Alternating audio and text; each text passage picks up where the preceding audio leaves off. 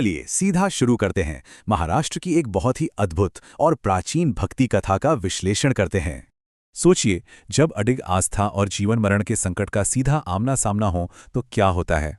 महाराष्ट्र के महान संत नामदेव, इनका जीवन सिर्फ भगवान विट्ठल के कीर्तन में बीता, सांसारिकता से बिल्कुल दूर।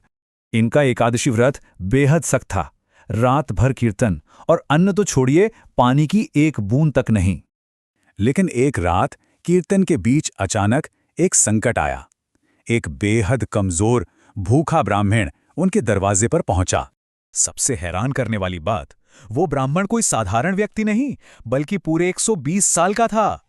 उस हताश ब्राह्मण ने सीधी चेतावनी दी, मैं भूख से मर जाऊंगा और ब्रह्म हत्या का पाप तुम्हें लगेगा।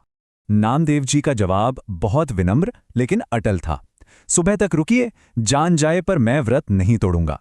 गांव वाले मदद के लिए खाना लाए, पर उस वृद्ध ने नामदेव के अलावा किसी से भी भोजन नहीं लिया। और फिर वही हुआ जिसका डर था। सुबह का सूरज निकलने से पहले ही उस ब्राह्मण ने दम तोड़ दिया। यहां अंतर देखिए, गांव वाले भड़क गए, गालियां देने लगे, पर नामदेव जी बिल्कुल शांत रहे, अपना कीर्तन जारी रखा। सुबह हुई, चिता सजी, और सबसे खौफनाक पल, नामदेव जी शव को लेकर खुद जलती चिता पर बैठ गए।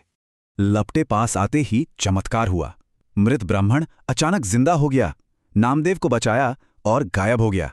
दरअसल वो ब्राह्मण नहीं, भेष बदलकर आए खुद भगवान विट्ठल थे। ये उनकी ली गई एक ईश्वरीय परीक्षा थी। इस कहानी का सबसे बड़ा सार यही है, बाहरी आलोचनाओं पर ध्यान मत दीजिए, बस अपने ज्ञान का दीपक जलाइए। तो सोचिए, क्या आज का समाज आत्मज्ञान खोजने के बजाय सिर्फ दूसरों को आंकने और क्रोध